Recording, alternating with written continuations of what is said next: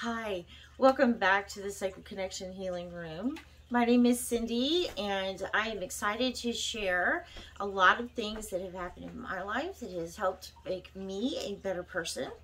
And I do hope that as people watch these and listen to my stories and talk about how I was able to go from being a very unhealthy person emotionally to someone who is excited about life and feeling very good and even at peace in the midst of holiday chaos. And it is that time of year again, obviously. Hello! Stockings are hung, trees are blinking, we've got insanity going on. My whole house looks like it exploded with wrapping paper and craft things, and it's just, yeah. Welcome to my house. Speaking of that time of year again, obviously we're down to brass tacks here. We are down to pretty much the last week of being able to get everything purchased, everything baked in the kitchen, everything wrapped and put under the tree, or put in boxes and shipped across the world. Oh, and I will tell you a funny story about what happened. Yesterday I was working with one of my students and I saw a spider on my ceiling. So I asked my daughter to come and get the spider. So she's looking for the ladder, decides she doesn't feel like looking for the ladder. She pulls a chair over. She gets up, she has a rag in her hand. And I said, that's a good idea. Try not to smash him on the ceiling. See if you can catch him in the washcloth or the towel, whatever it was that she had. And then you can either squish him or take him outside, whatever you want to do. I don't care. She says, I'm not going to use the towel. So she said, I don't know, it's too iffy. I'm going to use a shoe. So she goes and gets my shoe, and smacks it. I kid you not, that spider dropped about 8 inches on a web. And she freaked out and hit it like she was hitting a baseball with a baseball bat. And it was coming straight for my head. Oh my gosh. And I had on a black shirt with black pants and a black sweater. And like my desktop has a lot of dark things on it. And it's a little dark like underneath. And I have my purple fuzzy blanket that I keep over me. And it's very, very dark purple. So there was no way we were going to be able to find this thing. I have no idea if she actually killed him or if he survived. I don't know. Typically, I don't think that spiders will shoot webs out of their butt if they're dead. So my guess is he wasn't quite dead. Maybe he was stunned, dropped from the ceiling. She tries to be Babe Ruth, and I scream, she screams, and the student that I'm working with is like, what's going on? And Rain and I are laughing so hard that it took us a minute to get our composure back for me to finish up the lesson. You know, as far as I know, the spider hasn't been seen since. So if he was alive still and he was smart, hopefully he got the hell out of Dodge. And if he's dead, I'm sorry, dude, that was a rough way to go. I don't need a spider in my hair. I don't need to be worried about a spider crawling all over me. So I did tell Rain, hey, look, if you want to do that again, don't aim it for my head. I mean, she just hit it like straight to my face. She's crazy. Welcome to my home. It's very funny around here.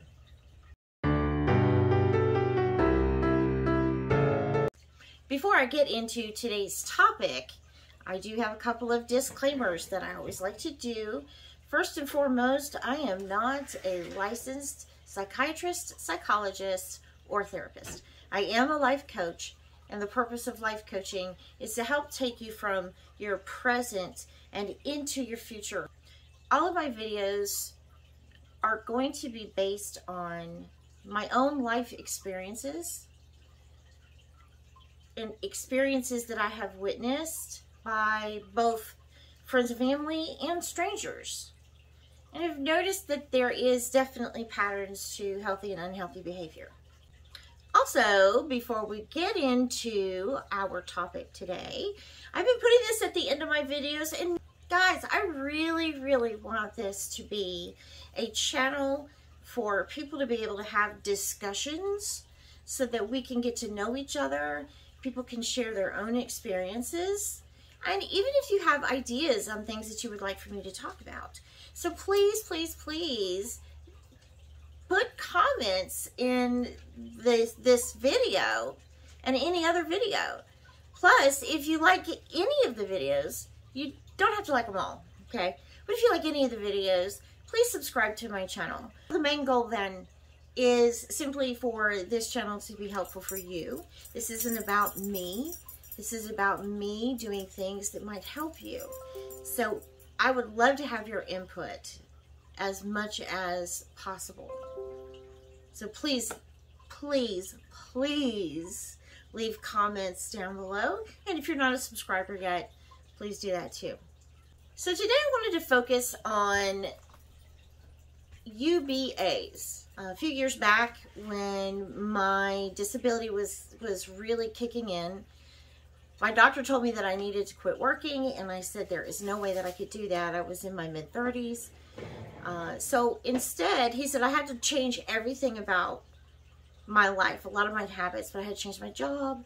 It was good for me to fix my relationships, these types of things, because my blood pressure was high and I just was not healthy.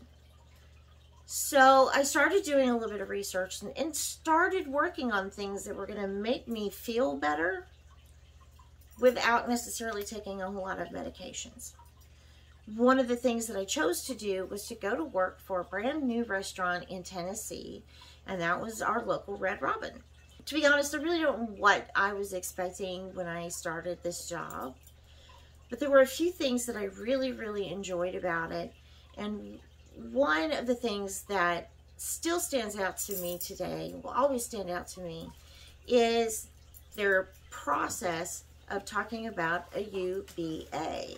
A UBA is an unbridled act of kindness. And basically what that means is something that I've talked about several times, but it just means doing something kind.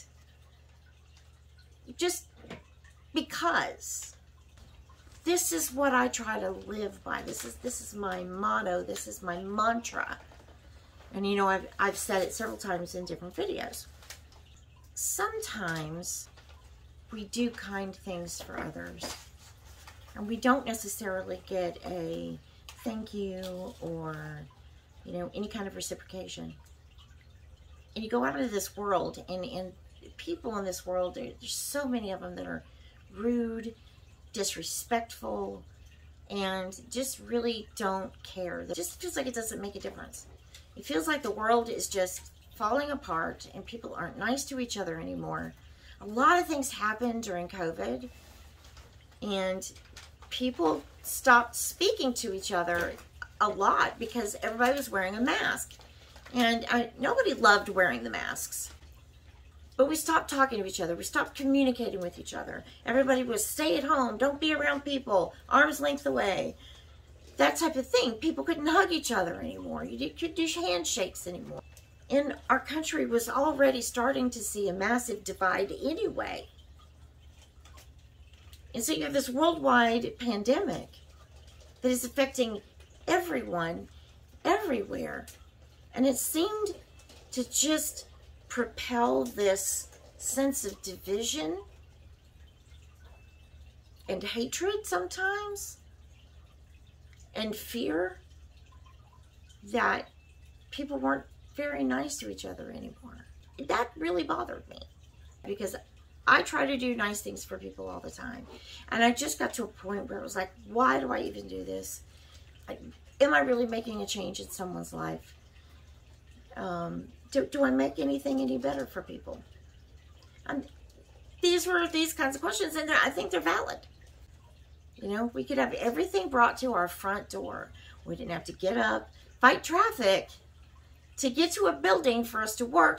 COVID said, okay, you know what? Y'all stay home. Took people out of their social environment at work and left them alone at home doing their work and having Zoom meetings. And this really did take a toll on a lot of people that I knew. It was very hard for them. he started seeing this selfishness get worse and worse and worse. And I just kept thinking to myself, how can I make this any better? So again, I do more now, I think, than I ever have, but I used to do it all the time anyway. To do, just be nice to people. Do these unbridled acts of kindness to help someone else. There was a story I came across, fairly certain that you guys have heard of it, but it talks about this man who's a preacher in a church, and he gets up and he starts to tell a story about a young man who had brought this massive, just a huge pile of papers and books and all this other stuff home. Well, as he was walking home, he stumbled and the books kind of scattered.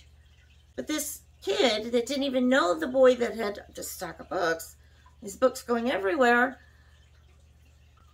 this kid comes over and he says, "Hey, can I help you?" And he picks up the books and they start talking. And they're walking home. And so this kid walks this other guy home and says, "Hey, would you like to hang out tomorrow?" And from there, they became the very, very best of friends. But the kid that had all of those books was the valedictorian. And he got up and he had to give a speech. And he said that there was a day, I think it was like, freshman, sophomore year, that he was so discouraged and he was so down that he cleaned out his locker so that when he went home and committed suicide, his parents would not have to do that for him.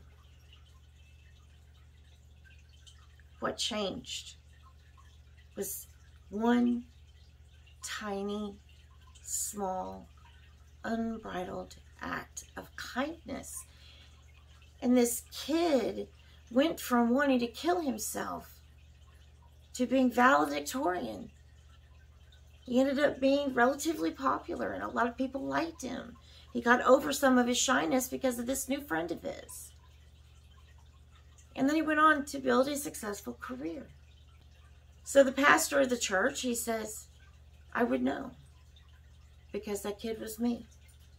And I'm here today because my very best friend helped carry the load that I was bearing."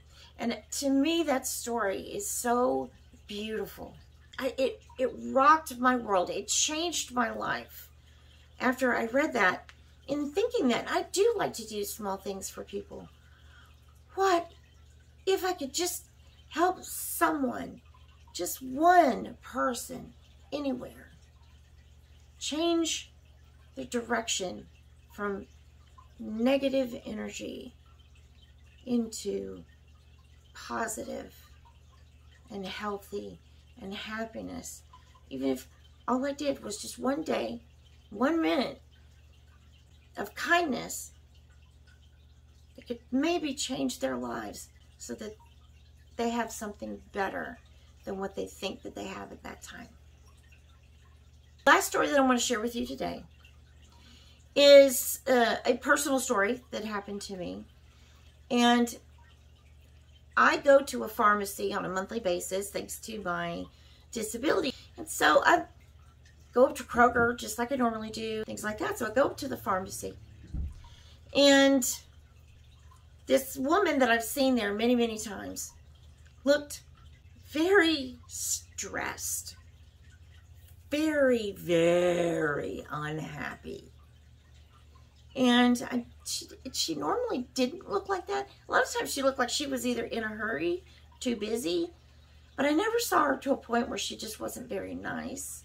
And I usually try to be, sweet, because I know they're standing there and they, people after people after people. I get out of the pharmacy area and I go finish up a little bit of shopping. And something that I do at Christmas is to get the kisses that come in those little silver boxes. And I like to get those for everybody in the family. Maybe as a nice little top off on the stockings after, the man in the red suit comes to visit. And I just couldn't get her out of my thoughts. So about an extra one. And when I was done checking out, I went back over to the pharmacy, got her attention, and I handed her this 99-cent chocolate Hershey's Kiss. And I said to her, looks like you could use this today. Whatever it is that's bothering you, I hope that this will help make it feel better. And she started crying. And then she started smiling. And she thanked me. But after that day, every time I was there, she smiled. Kindness should never feel like a cost. And I think that sometimes that is the root problem that we have. We get so lost in our own thoughts and our own crazy schedules. And we are so busy. And our kids are busy. And, you know, we have to go here, we have to go there. And we get lost in that daily chaos. And sometimes we just forget to smile. And sometimes we can't see anybody else. We have our blinders on. And they may really, really, really need a random act of kindness. So what I would like to do for our challenge is to spend a week, at least until Christmas. But if I could do is 24 hours, that's okay too. Not complaining. Because when we complain, we get into a negative mindset. And you cannot do the unbridled acts of kindness if you are feeling very involved with yourself and bad things. The second part of this is to take that negative energy, turn it into positive energy. So catch yourself when you find yourself complaining about the traffic or about not having any money, or that, you know, the prices are too high on gas or something like that. I mean, you know, it's okay to be a little bit cranky here and there, but don't live in Crankyville.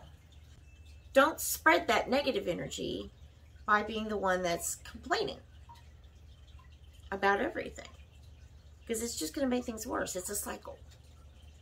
You turn that around.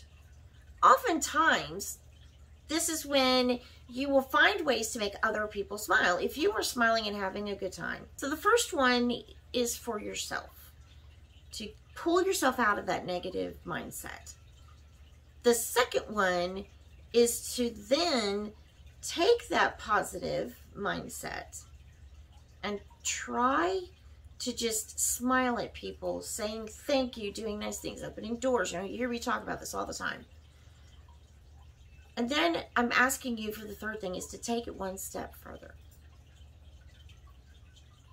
Try to do at least 3 unbridled acts of kindness